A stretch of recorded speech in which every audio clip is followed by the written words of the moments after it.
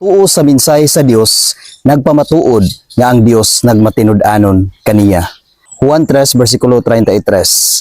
Ang mutuo sa iyang mensahe nagpamatuod nga nagmatinud-anon ang Dios. Igsuon ang Dios sa kanunay nagmatinud-anon sa atong kinabuhi. Apan ang pangutana karon, kumusta ang imong relasyon ngadto sa Dios? Nagmatinud-anon ba usab ikaw ngadto kaniya? Nituo ba ikaw sa kinasingkasing gayod sa iyang pulong? Kung nituo ka sa kinasingkasing gayod sa iyang pulong, nag-ingon sa Juan 3 versikulo 34, kay ang sinugo sa Dios nagsulti sa mga pulong sa Dios ug sa walay sukod ang Dios naghatag kaniya sa iyang espiritu.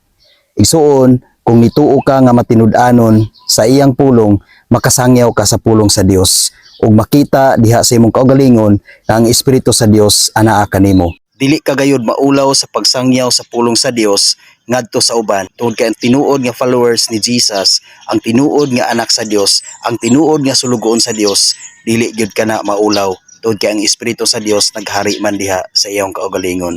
Busa igsuon, paharia sa kanunay ang pulong sa Dios sa imong kinabuhi, ang espiritu sa Dios sa imong kinabuhi, aron ang Dios mahimuot kanimo sa imong pagkinabuhi dinhi sa kalibutan. Ug ayaw gayud ikaulaw ang iyang pulong. Ipakita ang imong pagkamatinud-anon ug ang imong pagkatinuod nga anak sa Dios. Amen. God bless sa tanan.